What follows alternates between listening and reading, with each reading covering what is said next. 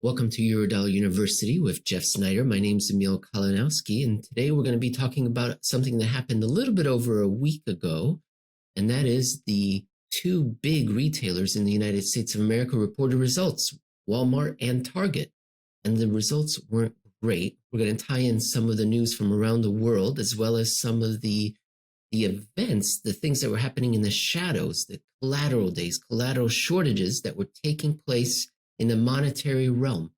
Can we tie in Japan, Target, and collateral shocks, shortages? Jeff Snider will do that for us, the head of global research for Alhambra Partners. Jeff, let's go back to the 19th of May, and the big headline was that Walmart and Target said what? They said, we can't believe this is happening because nobody could ever have predicted, but U.S. consumers are behaving in a sort of concerning, troubling way. They have started to trade down in what they purchase from the big box retailers, lower quality items, which means lesser cost items, as well as I believe Walmart specifically said that the purchase per ticket, which means overall spending per ticket, has gone down significantly too. In addition, if that wasn't bad enough, both retailers mentioned that their own cost structures, particularly moving goods from warehouses to their local stores, those costs are rising for each of them, which is going to erode profits because they can't pass along those costs to consumers, which is, again, another shocking, unpredictable result. That's the key, the last part there. They cannot pass them along. And is that because they have tried and found the consumers will then avoid those products? Is it demand destruction? They have been passing along those costs up until this most recent quarter. That's, we see that in the consumer price index going to a 40-year high. So up until, especially core rates too. That's what we're talking about. We talk about Walmart and Target. The core rates, the non-energy for Target and Walmart, some of it food, but mostly the core products and goods that they sell in their stores. Up until recently, they've been able to pass those along to customers who have been paying the higher cost. Not really liking it, but paying higher costs as consumer sentiment has plummeted until this first quarter of 2022, when both retailers, and it isn't universal just yet, but these two largest retailers said that consumers have essentially tapped out. They've started changing, altering their behavior, buying, again, lower quality items, lower cost items, buying a little bit less than they normally do, and really sending the message back to the retailers.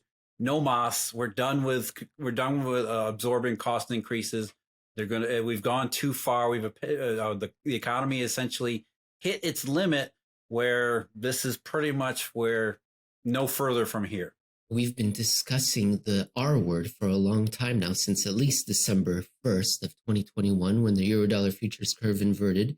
Recession, concerned that maybe what the consumers are saying right now to Target and Walmart may perpetuate into the future. The economy is based, in the United States, 2/3 or more is based on consumption. And if American consumers are reporting to the various surveys, they're not optimistic. Now we're seeing it in the results. Recession is on the table, as the monetary measures have been warning us. We're going to go over one particular monetary measure, the 4-week Treasury Bill, and that it is confirming what we're seeing in consumer behaviors. But we can also look to other economic accounts. And in this article, which you posted at Alhambra Investments on the 19th of May, it was called T-Bills Targeted Target. You list several economic accounts, including the regional surveys of manufacturing, the Federal Reserve's regional surveys. Can you tell us what they are telling us? Nothing good. In fact, over the couple of weeks since then, we've had a couple more regional surveys come in for the month of May. So the 5 that I watch are the New York Empire Fed, the Richmond Fed, which is the Middle Atlantic District, the Philly Fed, again, the Northeast, middle part of the Atlantic seaboard, Dallas Fed, and the Kansas City Fed. So out of those 5, 4 of them completely tanked in May. 3 of them negative, 1 barely positive. And the only exception was Kansas City, which weakened a little bit, but was still relatively decent. Slow down for sure, but not nearly the same as those other 4.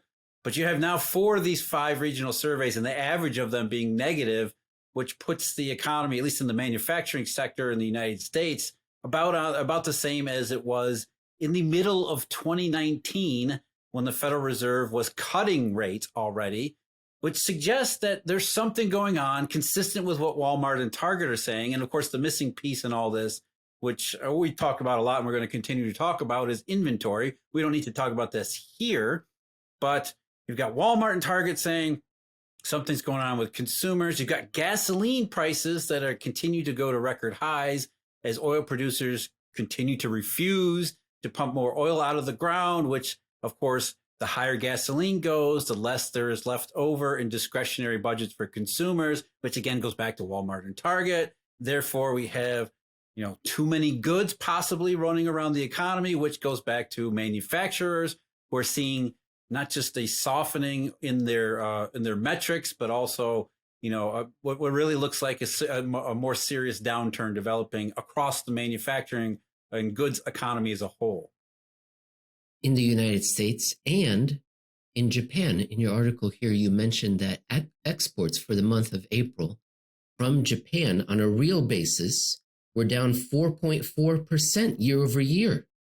So we're seeing a confirmation around the world that there is something happening, not just in Japan. We saw a similar negative reaction in Germany with retail sales. Similarly, what we're seeing in Target and Walmart. What did we just learn about yesterday about retail sales from Germany? Well, Germany's retail sales have been really volatile over the last year or so because the German government has had the repeated habit of shutting everything down whenever COVID case counts go up. So last April, for example, April of 2021, retail sales in Germany fell by 6.4%. When compared to March, the month before, on a seasonally adjusted basis. That's an enormous single month decline, but you say, well, of course they fell 6.4% because most of Germany was shut down. Public gatherings were banned outright for more than a week during that month. So 6.4% shut down, no big deal. Everything will go back to normal once they lift the restrictions and everybody's happy. Well, in April of 2022, retail sales on a real price-adjusted basis, seasonally adjusted, April compared to March, fell by 5.4%, an enormous decline, on par with the previous April, except this April, there was no COVID lockdown. This was an enormous decline in German consumer spending on a real basis, as well as a nominal basis. Retail sales fell, which goes back to what the premise of our episode here is all about. It's not just consumers in the US, as Target and Walmart are saying. We're seeing this around the rest of the world, which is consumers are starting to say prices have gone too far. The supply shock went on too long and too painfully. And inevitably, as we've been saying all along, supply shocks usually end with demand destruction. So given what all of these measures and all of these statistics are telling us, the day of demand destruction may be at hand. Exactly. It's worldwide. People may say, retail sales in Germany. It's not the Fed. The Fed didn't print the money that's causing German consumers to go nuts. German consumers to be in. You look at the chart for German retail sales, for example, on a real basis, it's been falling since last June. So almost a year of real adjusted retail sales. The volume of retail goods has been declining since last year, even though nominal spending has been slightly higher, which is this worldwide phenomenon of consumers paying more to get less, which is not a recipe for inflation nor an economy that's going to continue on very long. And if I remember correctly, it was in June 2021 when Vladimir Putin and Russia invaded the Ukraine, right? Was it? No, you know what I'm trying to do, Jeff. Yeah, I know. It's what are the excuses that we're going to use, right? Yeah, they're blaming April's downturn for the war in the Ukraine. But as you just pointed out and we saw in the chart, it's been a downturn since June of 2021. And it's not just in Germany. It's also Target and Walmart. and its manufacturing's lousy in the United States, but also in Japan with the exports. And, U.S. retail sales, we've talked about that before on a price adjusted basis, the same exact thing. Now, they're a little bit higher because the U.S. spending at least in goods, went a little bit higher during March and April of last year. But on a price adjusted basis, just like in Germany, retail sales have essentially slumped to mildly contracted ever since May and June of last year. And it's worldwide, everywhere. You keep coming back to, as we did, and calling it Eurodollar number 5, you go back to around April, May, and June of last year, everything seemed to have changed. You compared in your article that we're discussing something that happened in July of 2021 to something that happened on May 19th of 2022, as well as May 20th and several days since then. And that is what we call here in the university a collateral day, whereby there's a scarcity accelerating into a shortage, musical chairs. The chairs are being pulled. And in the morning in the United States, but also in Asia, Europe, we're seeing a run on U.S. Treasury bills, Jeff. And tell us what we looked at last year, the sawtooth sharp but brief collateral scramble versus the more extended version we saw on the 19th and the 20th and ever since. Tell us what, and how does that relate to the real economy, Jeff? I guess that's the real key. As we're seeing these scrambles for collaterals in these early mornings, it's just big picture level. It's an indication of risk aversion. Dealers are saying, we did a bunch of trades yesterday. We did a bunch of funding relationships in repo. We accepted a certain amount of collateral, but things have changed. And now we're starting to look at the world very differently today.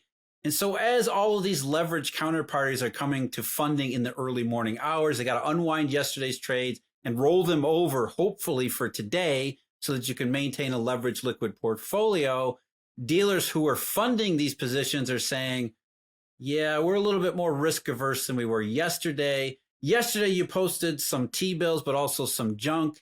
We don't really like the junk that we're not going to give you the same terms in the junk we gave you yesterday. We're going to mark up the haircuts, maybe. Maybe we're going to demand more T-bills, less junk from you. Whatever the case may be, as we start to roll this repo market and derivatives market, let's remember it's also derivatives, as everything starts to roll over in the early morning hours, getting ready for the new day ahead, we have these scramble for collaterals because dealers become a little bit more risk averse, and these leverage players have to find good quality collateral that they can use to continue to fund and roll over their leverage positions.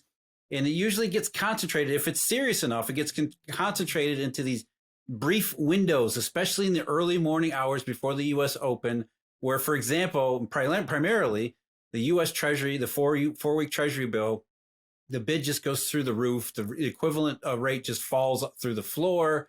And it stays that way for maybe an hour, hour and a half, 2 hours at the most, at least last year in July. That's what we saw.